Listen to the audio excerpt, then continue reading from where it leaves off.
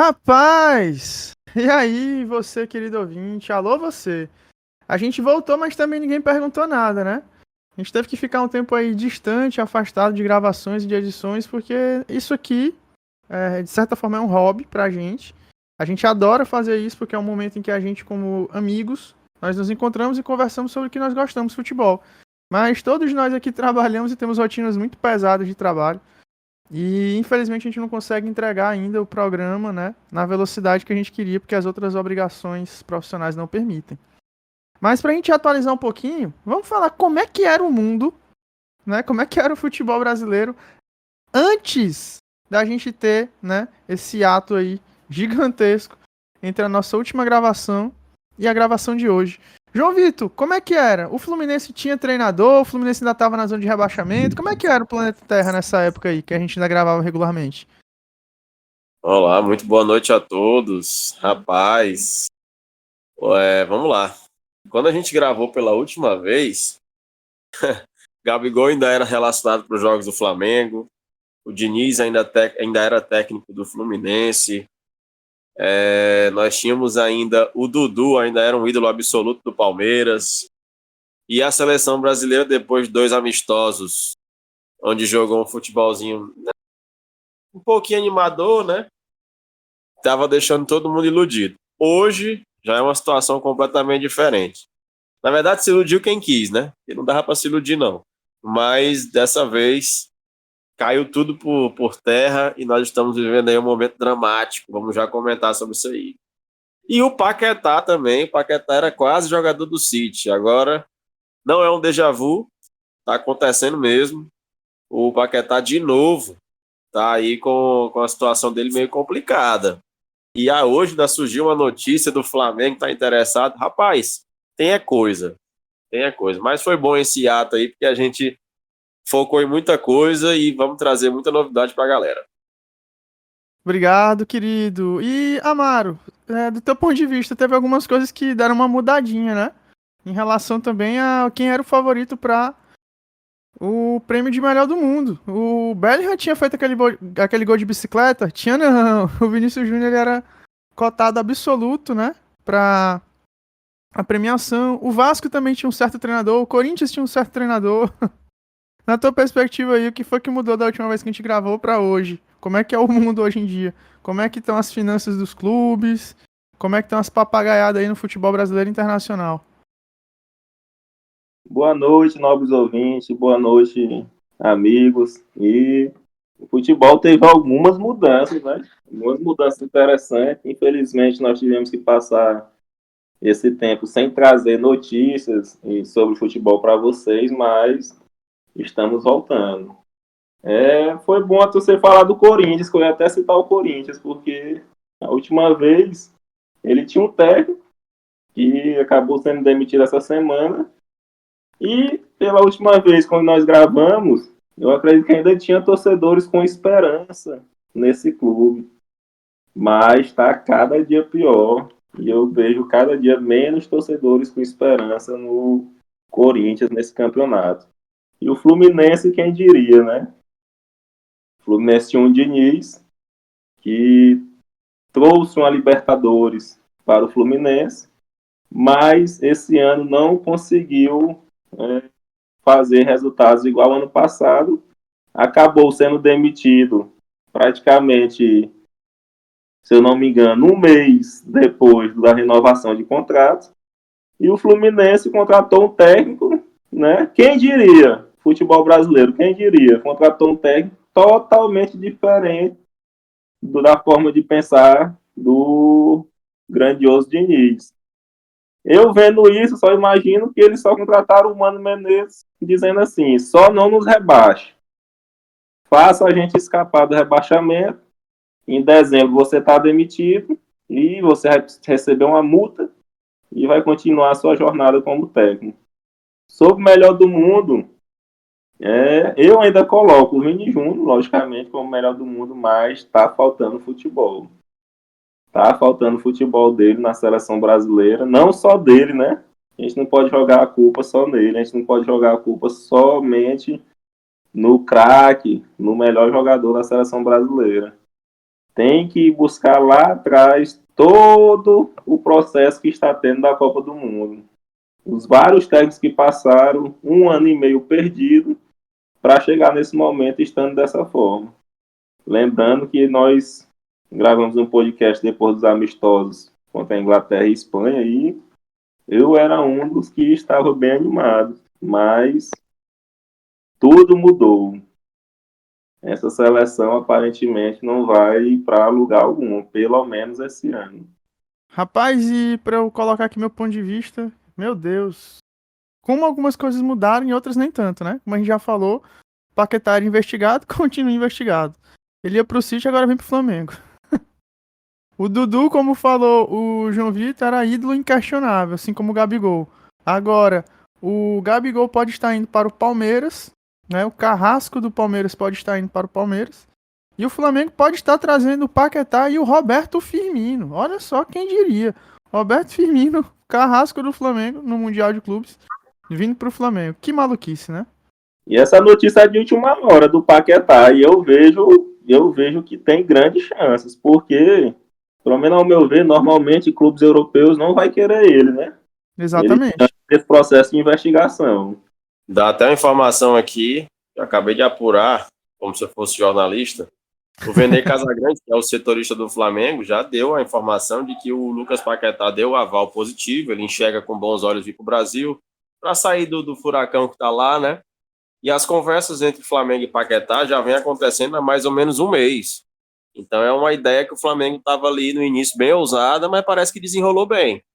Tanto o jogador, como o staff do jogador e o próprio Flamengo vê com bons olhos essa vinda, né? Justamente pelo fato de que ele está numa situação meio complicada lá e realmente o mercado europeu para ele fechou. Ele vir para cá, pô, do jeito que ele está jogando, ele vai virar 10 e faixa do Flamengo, né? E além do que vai receber aquele carinho todo. Já está nas redes sociais um movimento aí de empolgação muito grande. Eu não tinha pensado nisso e confesso que eu até agora não sei se vai ser realmente bom, esportivamente falando, para o Paquetá, né? Mas pelo que ele tá passando, pode ser uma solução aí que caiu do céu. E ainda tem um detalhe, tem outro camisa 10 que tá indo para um clube em que ele tem muito carinho. Ganso. Ganso tá negociando sua saída do Fluminense para ir pro Santos. Olha só que coisa louca, né? O Santos vai ser uma postura para repatriar o Gabigol também, né? De onde esse dinheiro O Santos deu uma tentativa aí, né, Mário, de tentar pegar o Gabigol. Também acho loucura. Os clubes continuam completamente loucos. Como o Santos vai pagar isso pro Gabigol? Cara? Iria, né? Que ninguém sabe se ele vai. Exatamente. O Santos deu aquela de doido. O Coutinho também voltando pro Vasco, né? Isso. Contratação. O futebol brasileiro mudou demais. Fora do que a gente tá conversando. Paquetá, Coutinho, Felipe Anderson, né? Que tá no Palmeiras, a gente às vezes esquece disso. E a gente não falou ainda nem do choro do Cristiano Ronaldo ainda. Exatamente.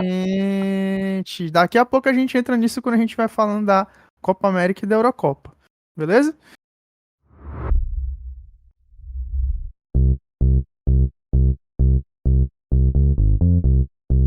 Hoje está devagar, hoje acho que eu vou ter que tirar o Luiz do Baiano. Baiano, aquece aí, Baiano. O pique.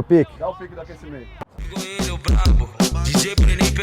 Segura o rolo compressor, o todo vapor, vai garota popozuda, mexe, meu. Então, meninos, deu pra gente atualizar bem, né? Bem rapidinho aqui os nossos ouvintes sobre tudo que aconteceu nesse período que a gente esteve distante. Pois é, rapaziada, o que foi aquele choro do Cristiano Ronaldo? Thiago Silva chorando, todo mundo atacou ele, né? Davi Luiz falando que queria alegria pro povo dele, todo mundo atacou. Não estou comparando. Mas tem alguns componentes ali naquele choro do Cristiano Ronaldo que são fortes, né? Fora que também tem uma cena que mostra ele olhando pra mãe dele, chorando na arquibancada, é o homem de Zaba. Eu vou dizer aqui uma coisa pra você. O cara que olha pra mãe chorando e não chora junto, ele morreu por dentro, viu? Eu vou advogar em defesa do Cristiano Ronaldo nessa. Mas vamos lá, queridos. Copa América e Eurocopa. Eu vou deixar vocês livres aí. Vocês querem começar por onde e por quem? Amaro, né? Seguindo lá o nosso ritual de sempre, por ordem alfabética, você depois de um Vitor. Vai lá, manda bala. Começar por aqui, por perto, né? A Copa América. Acho que está cada vez mais claro os times, né? Os favoritos. O Uruguai está mostrando a grande força e vem forte. Eu não sei nem como falar isso, não sei como. Mas ele vem forte e favorito para enfrentar o Brasil no sábado. É impressionante. Ele está vindo, se eu não me engano, ele está com o melhor rendimento da Copa América, não é isso? Ele ganhou todos os jogos e o saldo de gol acredito que está ganhando da Venezuela, que eu acho que a Exatamente. Venezuela Exatamente. A também melhor ganhou. campanha no momento da Copa América é da seleção uruguaia, da Celeste. Venezuela também ganhou os 3 jogos dela, mas perde aí o primeiro lugar pelo saldo de gol. E quem diria, hein? Porque o grupo da Venezuela tem, não vou dizer da Jamaica, mas tem o Equador e o México. Então, apesar da Venezuela estar vindo bem, e se eu não me engano, que já tem um tempinho, ela está na frente do Brasil, não está? Nas eliminatórias. Exatamente. Apesar dela já estar vindo um tempinho bem, eu não imaginava que ela iria terminar em primeiro do grupo. O Uruguai mostrou a força que tem, pegou um grupo até mais ou menos, e vai vir como favoritaço para enfrentar o Brasil. Falando da Copa América, de times que estão realmente mostrando um futebol de excelência, eu só vejo Colômbia e Uruguai. Não vejo outro. Não vejo outro e tem tudo para eles se enfrentarem na semifinal, né? Porque mais uma vez aí a Argentina caiu numa chave boa. Eu não entendo que disputa é essa da Copa América, que os mesmos do grupo se enfrentam nas semifinais, porque ficaram tudo do mesmo lado. E a Argentina tem tudo para mais uma vez chegar na final da competição. E tem uma discussão interessante para eu colocar para vocês dois fazerem daqui a pouquinho sobre o meio de campo da seleção brasileira e o meio de campo da seleção colombiana, mas isso eu vou deixar para daqui a pouquinho, né? É importante a gente observar isso aí que o Amaro tá falando. Gente, o Brasil na partida de ontem foi amassado. Fisicamente, o Brasil não conseguia trocar 3, 4 passes. O negócio ontem foi feio. Pode continuar, Amaro. O Brasil fez o que estava praticamente fazendo no primeiro jogo. Eram as linhas distantes, espaçamento gigantesco. A Colômbia dominou praticamente o jogo todo. E mais uma vez, o Brasil conseguiu fazer um gol e diminuir a marcação. Eu, na minha inocência, não ia acreditar que a Venezuela, que a Colômbia iria mudar completamente sua forma de jogar. Mas em nenhum momento eu também imaginava que ela não iria mudar nada. E realmente ela não mudou. Botou o Brasil na roda e fez a torcida gritar olé no segundo tempo. Quem diria, meu Brasil. Obrigado, Amaro. E realmente, cara, é preocupante. Alguns amigos meus falam assim: não é como se a Colômbia estivesse jogando futebol sensacional. O Brasil é que tá muito mal. Meu amigo, mas o Brasil estar mal mostra que a Colômbia tá jogando futebol bem praticado, tá bem treinado. E uma curiosidade, como o Amaro falou, todas as equipes que passaram em primeiro, não foi isso, Amaro, que você colocou lá no nosso grupo, a informação? Todas as seleções que passaram em primeiro em seus grupos na Copa América, treinadores argentinos, exatamente. É aquilo que a gente fala. Cara, o ataque da seleção brasileira é o ataque do Real Madrid. Não é possível que esse ataque não consegue ser bem treinado por um cara que foi campeão da Copa América com Pedro e Gabigol e ganhou uma Copa do Brasil com Caleri e Luciano. Pelo amor de Deus, né? A gente se empolgou, mas agora a gente tá um pouco preocupado. Primeiro eu queria só voltar ao assunto Colômbia e relatar o depoimento do grande Asprilla, né? Que disse que passou esse tempo da Colômbia ter medo da seleção brasileira. Exatamente. E eu sei que aqui no grupo tem pessoas que não gostam de nostalgia, diz que o futebol só evolui, que os jogadores só evoluem, mas não tem como. Cara. Não tem como. O futebol pode até evoluir profissionalmente, mas o Brasil está carente de craques, gênios mesmo, para bater no peito e dizer eu vou decidir. A gente pode entrar nessa discussão daqui a pouquinho, quando a gente entrar na Copa América. Essa é a verdade. A gente vai já entrar nessa discussão ali quando o João Vitor der as opiniões dele sobre a Copa América. Eu vou colocar duas discussões legais aqui. Fala, E Mara. sobre os técnicos argentinos, só mostra mais uma vez o tão distante que os técnicos brasileiros estão dos principais técnicos mundiais, né, dos principais países. Exatamente. Argentina, Espanha, Itália. É impressionante, não é à toa que no Brasil está chegando cada dia mais técnicos estrangeiros. E volta à tona aquela questão. Está na hora ou não de ter um técnico estrangeiro. Já passou da hora, né, inclusive. Para mim, continuo dizendo, o Tite é o melhor técnico que existe no Brasil. Então, se demitiu ele, traz um estrangeiro. Perfeito. Demitiu não, ele pediu para sair, né? Ele falou que não queria continuar o ciclo. Tamaro, muito obrigado pelas contribuições. João Vitor, querido, sua vez. Bom, antes de falar da seleção brasileira, eu quero falar primeiro de uma curiosidade, falando de Euro e Copa América. Eu não sei se a audiência ou vocês, meus amigos, repararam nisso. Eu gosto muito de ver os uniformes, né, das seleções, mas tem muito uniforme bonito, viu? Essa está sendo o período de competições que tem uniformes lindos. Os uniformes da Argentina estão lindos. Da Alemanha, meu Deus do céu. O mais feinho é o do Brasil, assim, né? Não por acaso é a Nike que faz. A Nike também fez o uniforme da França. O primeiro uniforme tá bonito até, mas o segundo tá feinho. Mas os uniformes feitos pela Adidas, a Adidas voltou aquele design de 2006, né? Fez algo parecido, deu muito certo, ficou muito bonito realmente. Os uniformes, a Puma também lançou o uniforme da Suíça, gostei bastante dos 2 tons de vermelho. É só uma curiosidade para quem gosta de reparar nisso. Eu acho que está sendo as competições. A Eurocopa eu não vi uniforme feio ainda, feio não, só uniforme muito bonito. Mas enfim, seleção brasileira, gente, é como a gente falou lá atrás no programa que a gente estava falando das expectativas, né, para essa competição. O Brasil não é um favorito. A gente tem que entender que não existe mais passo de mágica no futebol. Nós somos a seleção que trocou de técnico um dia desses, enfrentando seleções que são favoritas e com trabalhos duradouros. O próprio caso da Colômbia, que já tem uma base, o Uruguai desde o final da Copa de 2022, a Argentina vem com um trabalho de 2018.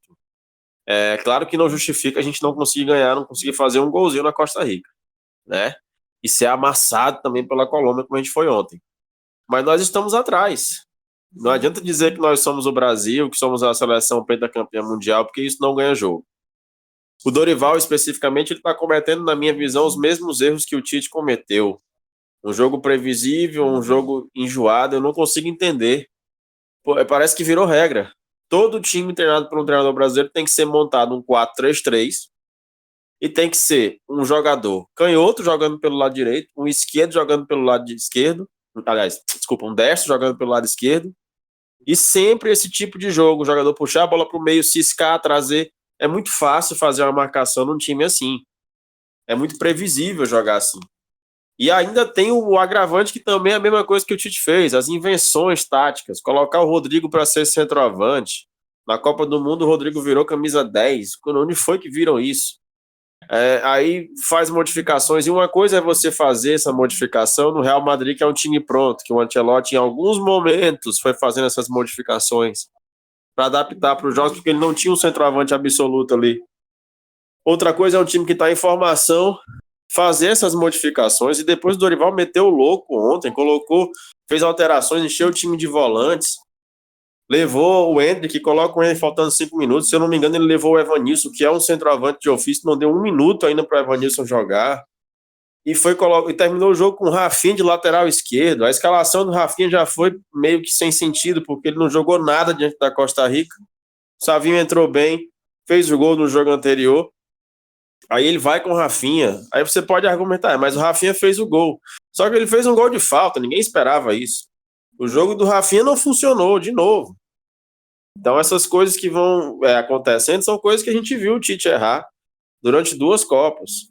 Convocação de jogadores, e aí ele vai fazendo modificações que não faz sentido, e aí não vai funcionar, gente. Não adianta colocar a culpa no Rodrigo, não adianta colocar a culpa no Vinícius Júnior, porque o futebol não é mais ter um craque para resolver o jogo sozinho, não. Não existe mais isso. Tem que esquecer isso. Até porque tem gente que fala assim, se o Neymar tivesse em campo... Não, gente, com o Neymar em campo a gente empatou com Bolívia, a gente empatou com Venezuela, a gente sofreu para ganhar nesse time do mesmo jeito. porque sempre faltou essa questão de variação tática. Se o Neymar tivesse ontem em campo, ele poderia sim, num lance, por ele ser um gênio, ele poderia decidir o jogo, mas também poderia não decidir, como ele não consegue decidir sempre porque ele não é um robô. Então, até quando a gente for falar essa questão que o Amaro falou que está faltando gênio no futebol brasileiro, para mim está faltando gênio no futebol mundial, porque o futebol está cada dia mais físico e tático. Os gênios estão perdendo espaço, só se forem gênios extremamente comprometidos. Então, taticamente, a seleção é muito frágil. E o Dorival tem os agravantes. É verdade que ele não teve tempo para trabalhar, é a primeira competição dele. E não é nem para a gente esperar que o Brasil seja campeão da Copa América. Se for, beleza, mas se não for, não deve ser o fim do mundo. O fim do mundo é a seleção brasileira não mostrar evolução. E aí pode evoluir. Nós tivemos uma primeira fase difícil. É esperado que ele mude um pouco esse sistema, que ele faça mudança, que ele tenha ousadia para poder encontrar o melhor jeito de jogar já contra o Uruguai. E é bom falar também que essa Copa América é um show de desorganização. É campo que é reduzido, eu nunca tinha visto isso na minha vida. Arbitragem ridícula, não só de ontem, todos os jogos. E fomos prejudicados demais ontem. Olha como o lance pode mudar. O Vinícius não fez uma grande partida ontem, mas ele sofreu um pênalti que ele poderia ter convertido se ele tivesse pedido para bater, por exemplo. O jogo teria ficado 2-0 e mudaria totalmente da situação do jogo. E a gente poderia estar hoje pensando no Panamá. O Vinícius ia cumprir suspensão, mas o Brasil teria condições de vencer o Panamá. Agora mudou tudo. Vamos encarar o Uruguai sem o nosso melhor jogador hoje. E muito por conta desse erro grotesco de arbitragem. Né? Então, quando a coisa nada está tão ruim que não possa piorar, né? E nós somos prejudicados também pela arbitragem ontem, que é uma arbitragem horrorosa. A Conmebol, mais uma vez, dá um show de amadorismo. Eu não sei como se mantém assim, é muito amadorismo. Primeiro levar essa competição para os Estados Unidos e vai ter de novo lá, e levar para situações de campos que o gramado não está 100% e que o gramado é reduzido. É absurdo isso aí, parece coisa de futebol amador. Entendeu? Então, eu fico estarrecido com essas coisas. Mas tudo isso somado com a nossa má fase, vai tudo dando errado, né? E aí vamos ter que jogar contra o Uruguai na raça. A questão é que raça é uma coisa que o Uruguai tem, acho que desde quando nasce. Então nós temos que sobressair. É difícil, mas eu imagino que a grande questão para essa Copa América era a gente ter uma margem de evolução. Nesses 3 primeiros jogos a gente não evoluiu muita coisa, não. Então é difícil imaginar que contra o Uruguai vai ter uma evolução, mas pelo menos que sirva de aprendizado.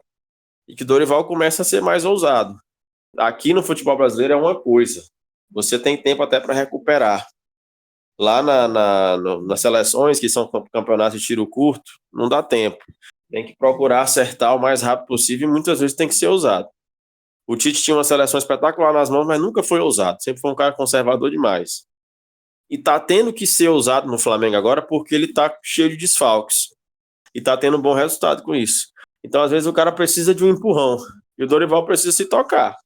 Porque ele não é um técnico de nível de seleção. Não tô falando isso agora porque tá nessa má fase, eu sempre achei isso. Mas era o que tinha, digamos assim, já que ninguém aceita técnico estrangeiro, não sei por que isso. A seleção brasileira. O Amaro disse uma coisa certa. Entre os brasileiros, o melhor treinador que nós temos é o Tite. Se o Tite sai da seleção, automaticamente tinha que vir um estrangeiro, um bom estrangeiro. Pelo menos ser cogitado isso. Mas todo mundo fica dizendo que nós somos pentacampeões e que o futebol brasileiro é o melhor, que não precisa buscar lá fora. E tá aí o resultado. Nós já estamos num ciclo com o nosso 2º ou 3º treinador.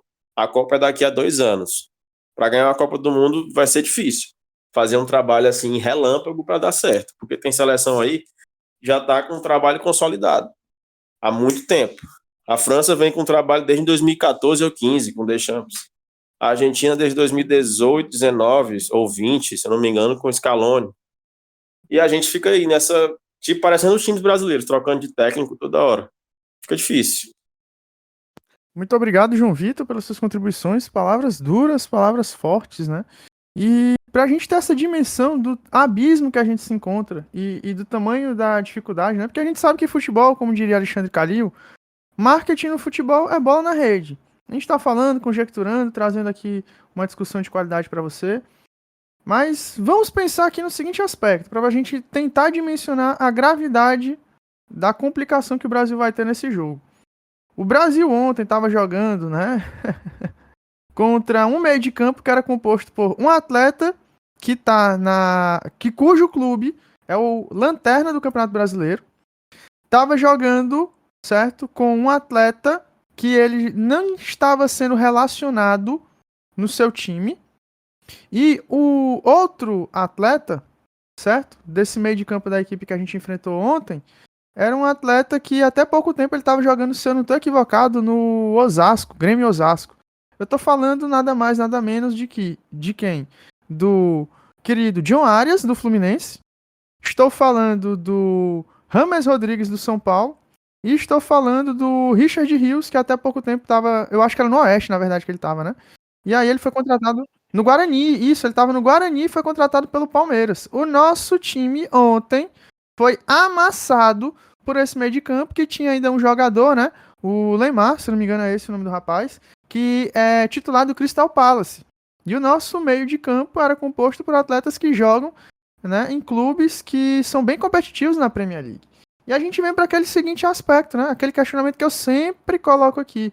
A Copa América, mais uma vez, me dando razão aí com o passar do tempo. Um pouco de presunção minha. Mas, gente, o problema não é onde o atleta tá jogando. Se o cara é da Europa ou se o cara é da América do Sul, é quem treina eles. Como é que vocês conseguem perceber essa situação da gente estar sendo amassado pelo segundo jogo consecutivo contra a Colômbia por um meio de campo que ele é praticamente composto por atletas que atuam no Brasileirão? Amaro, suas impressões sobre isso. E na sequência eu quero o João Vitor falando também sobre essa situação. E pra gente dimensionar, né, o tamanho do perigo, a gente vai enfrentar o Uruguai, que tem no seu meio de campo o Valverde, o De La Cruz e o Arrascaeta como opções. Cara, ok que futebol tudo pode mudar, o Brasil pode fazer um jogo maravilhoso, mas caramba, sem Vinícius Júnior contra esse meio de campo do Uruguai, que a gente sabe que o Bielsa reveza, né? De La Cruz e Arrascaeta. Rapaz, vamos lá, Mário, seu ponto de vista. Primeiro, né, eu sempre tendo a ver que os melhores jogadores estão na Europa. Pelo menos a maioria. Continuo discordando aí dessa parte que você disse. Mas foi impressionante. Primeiro, com toda certeza você está certo, que é a parte de quem treina ele. E também o tempo de treinamento, né? Eu volto a repetir. Se o Dorival tivesse, se não tivesse toda aquela ladainha com o Ancelotti, o Dorival tivesse na seleção desde quando o Tite saiu, será que estaria dessa forma? Eu acredito que não. Mas é assim que ele está entregando o jogo. O jeito que ele está apresentando, o jeito que os jogadores estão nos mostrando. E o que me impressionou de verdade foi a força física, a vontade não só de empatar, a vontade de vencer da Colômbia. O empate garantiu eles em primeiro lugar, mas eles não queriam só empatar, eles queriam vencer porque eles perceberam que estavam melhores que o Brasil.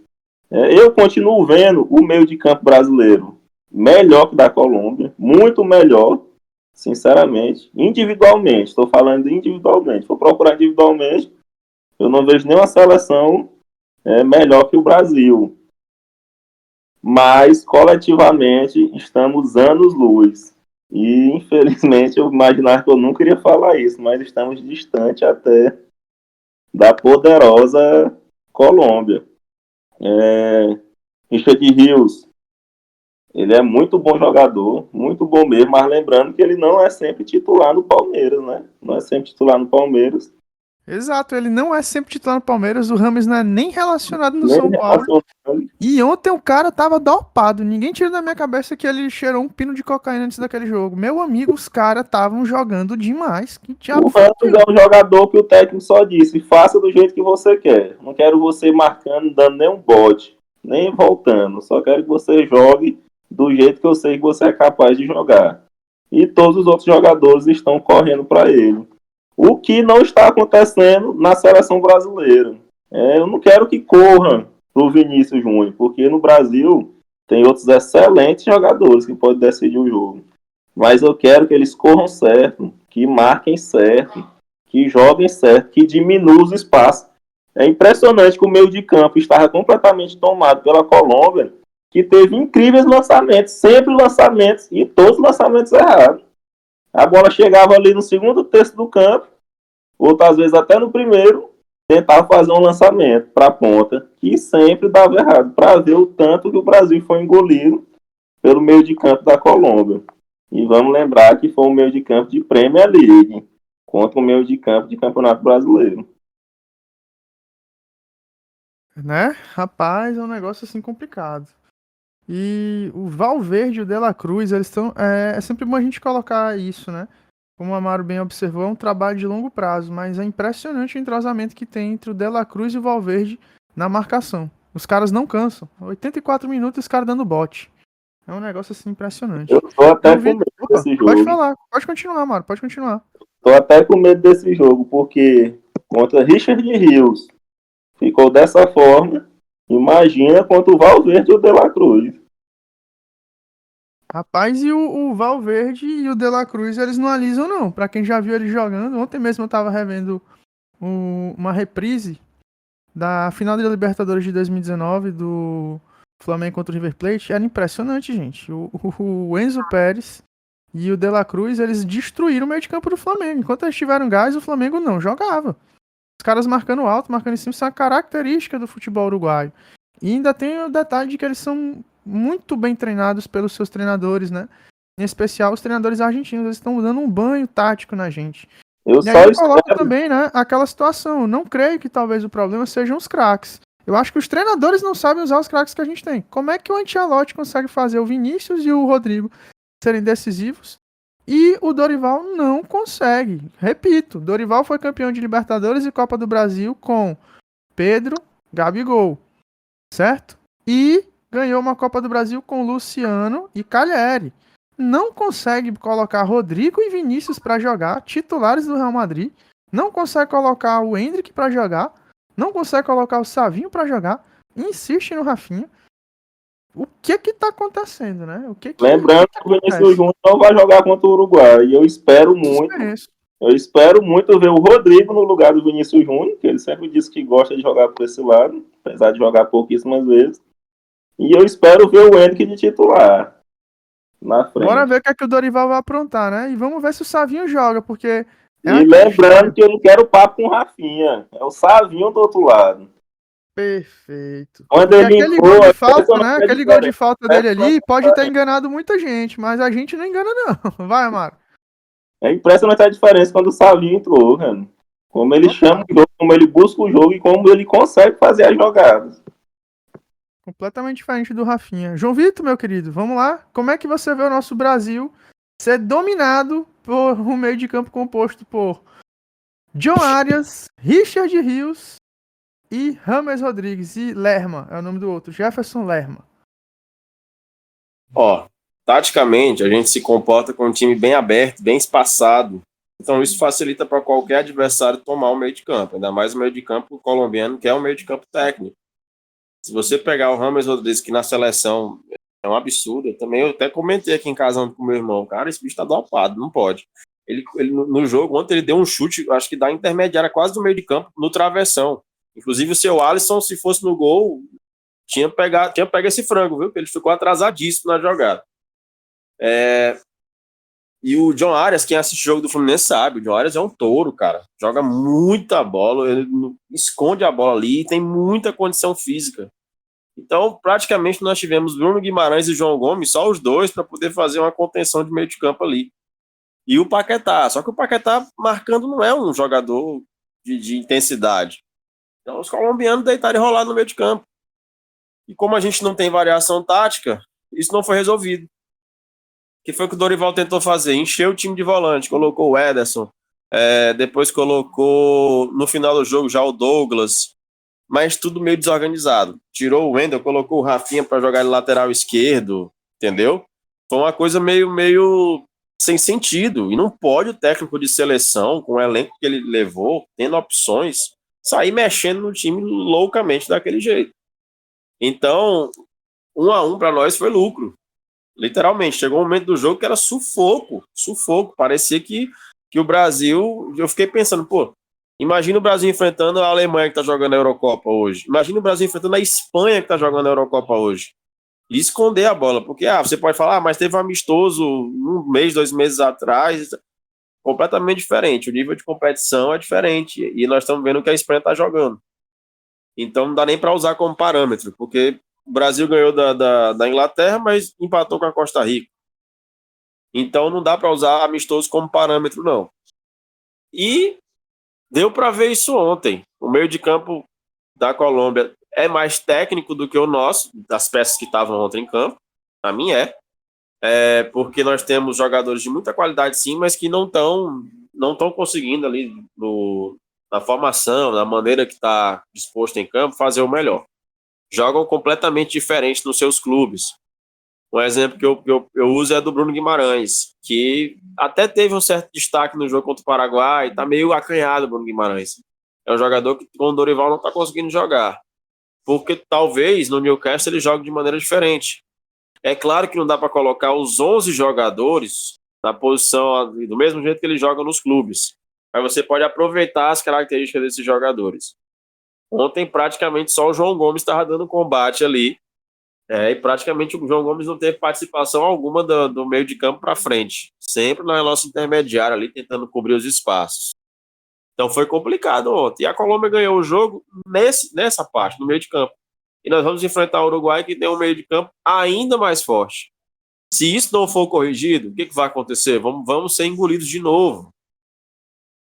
Eu mudaria taticamente a seleção brasileira, acho difícil isso acontecer, mas eu não colocaria 3 atacantes. Eu não colocaria Rafinha aberto para um lado. Eu colocaria 2 atacantes, uma linha de 4 no meio de campo, para deixar esse jogo mais contido ali. E deixar o Rodrigo e o Savinho mais adiantados, ou o Endrick e o Rodrigo. Pode ser também, você pode recuar o Savinho para fazer a segunda linha de meio de campo ali pelo lado direito, porque é um cara que tem muito fôlego, né? Muito jovem, vai e volta o tempo todo, participou bem dos jogos. Por quê? Porque eu acho que o Uruguai já está esperando que o Brasil jogue com essa mesma formação, nesse mesmo 4-3-3, extremamente espaçado, e que a seleção ganhe o meio de campo ali. Porque quando o Valverde pegar a bola, meu amigo, ninguém toma dele. Quando chegava no De La Cruz, é outro que também, meu Deus do céu, corre parecendo sei nem o quê.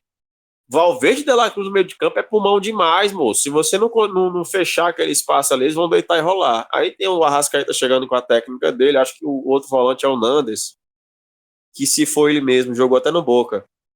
É outro o que, Gart. meu Deus do céu. É o Gart que tá no PSG. O Gart Esse do Nandes PSG, aí, meu Deus o do Nandes céu, ele muita foi cortado. qualidade. O cara faz uma saída de jogo incrível ali. Aí você tem o Arrascaeta, que joga fácil, tecnicamente. Aí lá na frente você tem o Davi Nunes. Cara, se não pensar primeiro em conter esse meio de campo do Uruguai, eles vão dominar a gente que nem a Colômbia dominou ontem. E aí o Uruguai tem um atacante mais forte. A Colômbia não tinha um grande centroavante ontem. Quando entrou o Borré perdeu o gol. Agora o Uruguai tem. O Davi Nunes é um ótimo centroavante, inclusive naquele jogo que o Brasil perdeu para o Uruguai, ele fez gol no Brasil. E se não tiver ele, pode botar até o Suárez aí no segundo tempo. Então é difícil, cara. É difícil imaginar. Eu acho que se a gente jogar taticamente do mesmo jeito, é muito complicado a gente conseguir controlar esse meio de campo ali, porque o Uruguai tem um time ainda melhor do que a Colômbia nesse espaço aí. Vai ser complicado. E até, perdão, eu falei que o Nandes tinha sido cortado. Ele disse que eu queria dizer que ele foi poupado, né? Mas o meio de campo do Uruguai, gente, tem o Narritan Nandes, tem o Gart, tem o Pelistre, que às vezes ele joga como ponta direito, mas ele é mais um meia aberto ali pela direita. Tem também o Arrascaeta, o De La Cruz e o Gart, como a gente já comentou anteriormente. E o Valverde. E o Valverde, cara, é um meio de campo muito forte, brigador, que marca e tira muito em cima nas suas linhas, né? E é um trabalho de mais longo prazo do Biel. Só que aqui também não é um trabalho assim de longa data. Foi um processo de reconstrução também, porque o anterior que estava lá, se eu não me engano, Diego Alonso, era o nome daquele treinador, ele foi muito mal no Uruguai. Então o trabalho do Bielsa é mais de resgate, né? De tentar dar uma oxigenada nessa seleção uruguaia através de novos nomes. Então assim, é um pouco preocupante. A gente ver que o Brasil parece que tá perdendo essa vontade. A vontade que a gente viu, que a gente tanto elogiou contra a Espanha, tá faltando nessa Copa América, né? Não estamos conseguindo ganhar da Costa Rica, sofremos ontem contra a Colômbia e por um erro muito grande do Rafael Santos Borré, a gente não perdeu o jogo, né? Contamos muito com a sorte. Bom, dito isso, meninos, vamos fechar aqui esse bloco sobre Copa América e vamos agora para a Eurocopa, né? Então, vamos lá. Eurocopa agora. E aí, meninos? Como é que vocês estão percebendo a Copa América? Aliás, a Eurocopa. Eu vou falar por mim, infelizmente por conta das minhas obrigações trabalhistas, eu mal tô conseguindo assistir a Eurocopa. Quando eu vejo, são só os highlights mesmo, né? Os melhores momentos. Eu tô tendo pouquíssimo tempo, eu acho que eu vou tentar ver agora nesse final de semana os jogos que eu acho que já são das semifinais, não é isso? Ou são quartas de final? Não me recordo. Então, Amaro, querido. Quartas, né? Beleza. Amaro, querido. E aí, como é que você tá percebendo os jogos aí da Eurocopa? Como é que tá? Como é que são as emoções? Como é que você percebeu o famoso choro do Cristiano Ronaldo? Comenta aí, querido.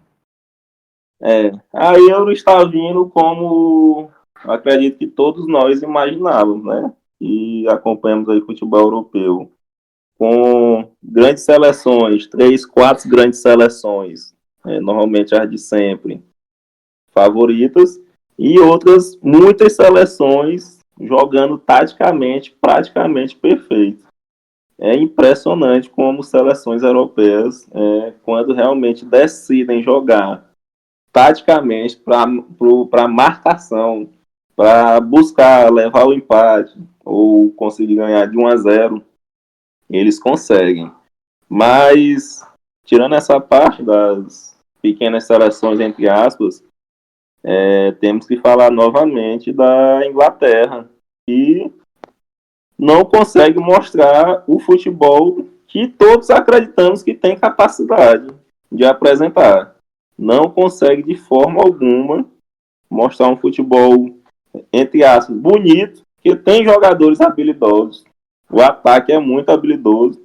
Um futebol confortável, um futebol para chegar e literalmente colocar o pau na mesa e dizer: nós vamos ganhar esse título, nós somos favoritos e vamos ganhar isso. Não consegue. A Espanha, para quem estava acostumado com o tic-tac, né, que ele já vem mudando há um bom tempo, está mostrando outro excelente futebol, agora com 2 pontas muito bons, muito bons. Inclusive tem a discussão aí, né, do por que o Yamal é titular na Espanha e o Endrick não consegue nem jogar na seleção brasileira. E em parte eu concordo com isso. Eu queria ver mais minutagem do Endrick. Mas a Espanha vem a cada jogo mostrando que quer chegar na final e conquistar a Euro. Só que vem pela frente, né?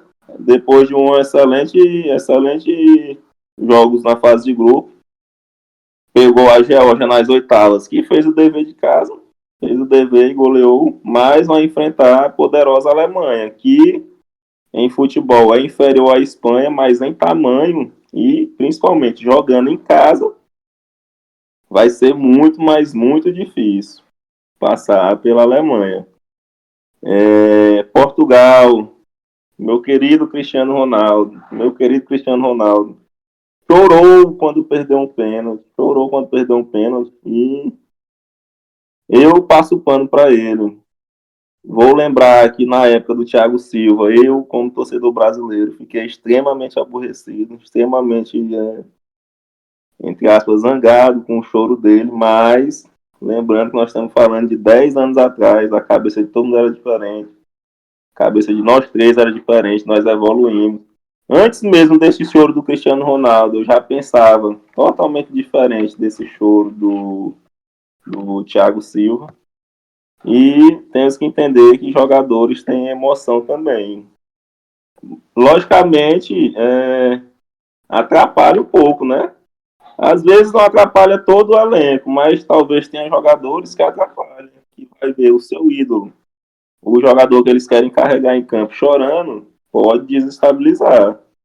Lembrando que logo após o Pepe deu uma entregada de jogo que o goleiro da seleção portuguesa salvou praticamente no último minuto. Mas, tirando a parte do show do Cristiano Ronaldo, Portugal é outra equipe que não vem mostrando um futebol de excelência. E, para falar a verdade, eu acredito que a única seleção que está mostrando um futebol de excelência é a Espanha. A Espanha que está mostrando a que veio. A Alemanha deu uma grande melhorada no seu futebol, na sua forma de jogar, mas a Espanha está no nível acima. Falando da Holanda, a Holanda eu acredito que tem tudo para chegar na final dessa Euro. Se eu tivesse dinheiro, eu apostaria na Holanda na final dessa Euro, até porque caiu num grupamento mais fácil. Vem apresentando um futebol de nível que, para mim, só fica abaixo da Espanha. A Holanda está jogando muito, muito, muito, muito mesmo. O Gakpo, pelo amor de Deus, o que ele não está conseguindo mostrar no Liverpool, ele está mostrando na seleção, na seleção holandesa. E eu vejo muito ela chegando na final. Voltando para o início, sobre a Inglaterra, eu acredito que o nosso próximo podcast vai ser a discussão de, mais uma vez, a Inglaterra eliminada. Porque ela vai enfrentar a excelente Suíça. A Suíça, que na nossa adolescência era conhecida como ferrolho, né? A seleção de ferrolho que só se fechava e não levava gols, vem demonstrando um futebol de ataque, um futebol de propor jogo muito bom, muito bom. E eu acredito que vão passar pela Inglaterra. E vamos chegar na seleção onde, para mim, tem o melhor jogador do mundo, né? Não desse ano, mas para mim, ele ainda é o melhor jogador que tem, que é o Mbappé. A França também é outra seleção que está com futebol bem abaixo mesmo. Não consegue mostrar o futebol que teve na Copa do Mundo. E eu até acredito que tem uma boa chance, né, de ser eliminada por Portugal, novamente, né? Novamente não, que a última foi uma final. Mas tem uma grande chance de ser eliminada por Portugal. E como todos estão ouvindo, no pequeno resumo que eu fiz, as principais seleções não estão mostrando futebol que poderiam conseguir. Então, vamos voltar aqui para a Copa América e voltar para o Brasil. O Brasil também não está conseguindo mostrar um futebol que poderia mostrar para o povo brasileiro. Então, até onde, vejam bem, depois de criticar a seleção brasileira, até onde estamos certos em criticar tanto a seleção brasileira. Sendo que, ao meu ver, hoje, no momento, somente a Espanha e a Holanda, na Europa, né, no caso, estão mostrando um futebol de excelência. Muito obrigado, Amaro, pelas contribuições, e realmente é isso, né? A gente realmente tem, pelos melhores momentos, pelas discussões nos programas esportivos, né? A gente não tem visto, assim, grandes seleções se destacarem, não. Pra não dizer que eu não vi nenhum jogo, o único jogo que eu assisti dessa Copa América, assim, que eu realmente peguei, sentei e fui assistir, foi aquele jogo eu acho que é Argélia, meu Deus, ou é Albânia, não. Aquela seleção do Cascavelha. Eu acho que é É a assim, Geórgia. cara. Geórgia. Eu assisti Geórgia e Espanha. Né? É Geórgia mesmo, né? Quem faz Cara, oitavas? meteu uma Argélia na Eurocopa. Viajou. Não. Eu Foi as viajei oitavas, total. foi as oitavas. Geórgia, Espanha, É Geórgia, Geórgia. Geórgia. Cara, o que a seleção da Espanha jogou contra aquela Geórgia foi putaria, pô. Pelo amor de Deus. Ô seleção nojenta, a seleção da Espanha, pô. Os caras E o jogam bem, futebol os dela caras tá são sendo assim, marrentos. todas as partidas estão sendo assim. É. E Cara, a diferente do Espanha, tic-tac, que era uma vida para finalizar, eles estão finalizando muito a mesmo. seleção da Espanha tá jogando bem, os caras são marrentos, o time é nojento. Eu tô com raiva de ver esses caras jogando. Acho que talvez por conta disso. Dançaram Né? quero o chu, quero o tchá. Exatamente, eu acho que por conta disso eu tô pegando tanta raiva da seleção brasileira, que era pra gente estar jogando melhor, né? Fazendo coro aí ao que o Amaro tá falando. de até que ponto a gente está realmente sendo tão, como é que eu posso dizer, correto em criticar os atletas da seleção brasileira. Querido João Vitor, suas impressões sobre a Eurocopa e sobre o choro do Cristiano Ronaldo e quem tá jogando bem. Vamos lá, sobre o choro do Cristiano Ronaldo, não dá para comparar as situações dele com o Thiago Silva, não, viu? Em 2014, o Thiago Silva virou de costa na hora da cobrança, sentou em cima da bola e começou a chorar. O pênalti que o Cristiano Ronaldo perdeu, ele chorou depois. Tem um contexto aí por trás. É claro que, como capitão, como líder, você não pode desabar daquele jeito no momento do jogo, mas pelo menos é um pouco mais compreensível, porque 39 anos, uma cobrança muito grande, ele ainda não fez gol nessa Euro. Muitas pessoas questionam o Cristiano Ronaldo, ele tem uma autopressão também muito grande, como a gente já conhece. Então, o cara é um ser humano. Uma hora o cara sente isso. Imagina, a gente sabe o quanto ele trabalha, o quanto ele se entrega, e isso é muito desgastante, cara, muito desgastante.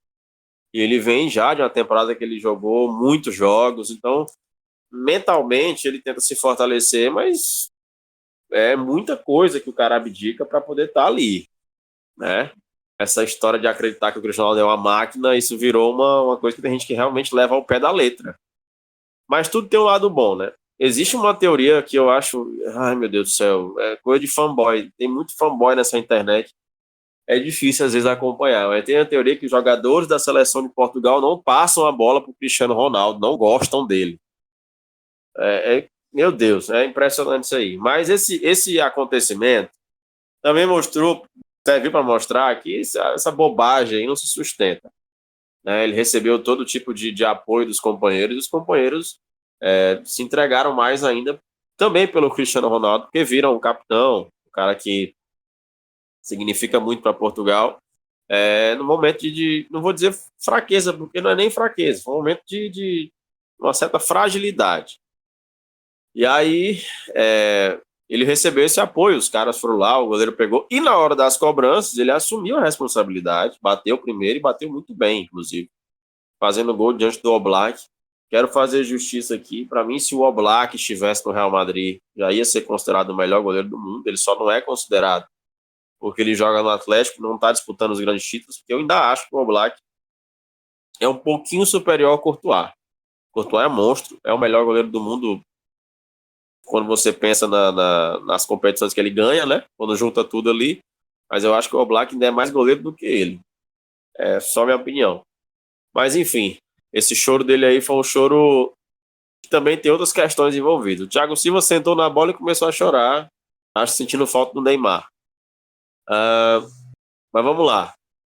Sobre a Eurocopa como competição, eu estou gostando muito de ver a seleção da Alemanha, por conta de que a Alemanha está jogando em casa, então é sempre legal você ver o dono da casa jogando a competição. Tem a questão do Toni Kroos, que está se aposentando aí, imagina ganhar uma Eurocopa no último ato da carreira dele. Mas realmente o time que está jogando um grande futebol é a Espanha, que está conseguindo aliar a qualidade do jogo com a efetividade, né? Tá aí 100% de aproveitamento, se classificou com autoridade diante da Geórgia, que não é um time inocente. E essa Euro está mostrando como o futebol ele é globalizado hoje. As equipes mais fortes sofrendo muito para furar bloqueios defensivos. Toda a seleção tem um jogador que atua numa grande equipe, ou pelo menos um ou dois. O goleiro da Geórgia atua no Valência, muito bom goleiro, fechou o gol contra Portugal na última rodada. Você vê a Suíça, que deixou de ser um time realmente só de uma defesa muito forte, tem muita qualidade do meio para frente. Ali com o Xhaka, que foi um destaque do Bayer Leverkusen, tem o Embolo, que continua lá, aquele lateral esquerdo, Rodrigues, se eu não me engano, já está um tempão lá. Jogadores muito efetivos. Além da Suíça também, agora me falhou a memória aqui, outra seleção que eu gostei de ver, a Holanda, o Amaro também citou. A Holanda começou vai estar evoluindo, né? A Holanda não começou tão bem, mas cresceu na competição, classificou agora com autoridade diante da Romênia e vai chegar forte. E a chave que a Holanda ficou foi a chave do lado da Inglaterra, né? Então pode ser que a Holanda chegue sim na grande decisão. Não vai encarar nem a Alemanha, nem a Espanha, nem a França ou Portugal. Não está daquele lado lá. E outra coisa, eu também acho que a Inglaterra não passa pela Suíça, não. Já sofreu para passar pela Eslováquia e vai ser complicado, vai ser difícil. A não ser que ganhe 1-0 ali magrinho ou que mude da água pro vinho, que eu acho difícil com aquele treinador ali. Eu acho que a Suíça está jogando mais futebol do que a Inglaterra. E essa Euro está mostrando isso. Taticamente, o futebol está muito forte, assim. Taticamente, a tática está se sobressaindo bastante. Equipes muito fortes não estão conseguindo furar bloqueios defensivos. Uma condição física, às vezes, assustadora dessas seleções. Portugal sofreu para passar pela Eslovênia. Os caras com 2 metros de altura, mas uma velocidade impressionante de recomposição, uma impulsão. Os caras parecem que são super atletas. E Portugal sofreu, né? Portugal e França, a França é a seleção que tem 3 gols na competição. 1 de pênalti e 2 contra. Então, a França está devendo em muitos aspectos. Mas a França, assim como foi na Copa de 2022, tem a mania de crescer nos momentos decisivos. E esse jogo vai ser talvez o primeiro que a França vai enfrentar uma equipe que vai querer jogar, não vai querer ficar só se defendendo. Então isso pode ser bom tanto para a França como para Portugal. São 2 equipes que são técnicas, então pode ser um jogo que uma delas finalmente joga aquele futebol que encante. Portugal fez só uma grande partida diante da Turquia, mas meteu um time misto diante da Geórgia, perdeu, e na primeira rodada sofreu para ganhar na República Tcheca. Já a França manteve um nível e não fez nenhuma grande atuação, pode ser que comece justamente a fazer agora. Então, um duelo interessante aí entre Cristiano Ronaldo e Kylian Mbappé, que já teve anunciada aí a sua apresentação, né? Acho que no próximo dia 9 de julho, se eu não estou enganado. Não, desculpa, 9 de julho já está rolando aí na Eurocopa. Mas agora no mês de julho, e vai ser uma apresentação prevista para 80 mil pessoas, estilo do Cristiano Ronaldo, até o número da camisa vai ser o mesmo. Então vai ser uma reta final de Euro interessante, que eu espero que os jogos fiquem mais técnicos, porque aquelas seleções que se propõem se defender mais estão sendo eliminadas. Então provavelmente vai melhorar o nível técnico. Mas até agora nenhuma seleção encantou, tirando a Espanha. A Alemanha deu uma vacilada na última rodada, mas está jogando bem. São as duas que hoje, se for falar só de rendimento, para mim hoje o campeão sai entre a Alemanha e a Espanha. Vamos ver se vai mudar aí no decorrer das fases mais agudas. É isso, muito obrigado, João Vitor. E, rapaz, a gente tem uma expectativa assim de confrontos bem legais, né? Nesse final de semana. Então é isso, meninos. E a gente chega aqui ao fim da nossa edição de hoje. Nós vamos tentar, na medida do possível, ser mais regulares, de acordo com o que nossos empregos permitirem, né? Que a gente tem outras atribuições profissionais, que a gente coloca um pouquinho na frente aqui do nosso podcast. E a gente fica muito feliz em voltar, finalmente. Como é bom a gente estar junto aqui conversando sobre futebol, coisa que a gente tanto ama. Sigam compartilhando aí o nosso conteúdo, sigam curtindo o que a gente faz, nos escutando no Spotify, nos principais canais de agregadores de streaming. E é isso. Fique aí também com uma musiquinha para encerrar o nosso programa com a nossa volta, tá? Então é isso.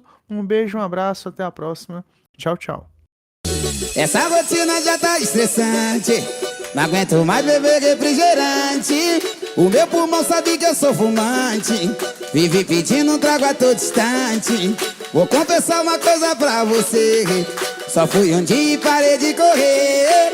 A minha barba voltou a crescer. Amor, vem logo ou você vai ver. Vou voltar pra sacanagem. Ali sempre foi meu lugar. Já estava com saudade das velhas amizades. Hoje o quê? Eu vou voltar pra sacanagem, pra casa de massagem. Ali sempre foi meu lugar. Já estava com saudade das velhas amizades. Hoje eu vou me embriagar.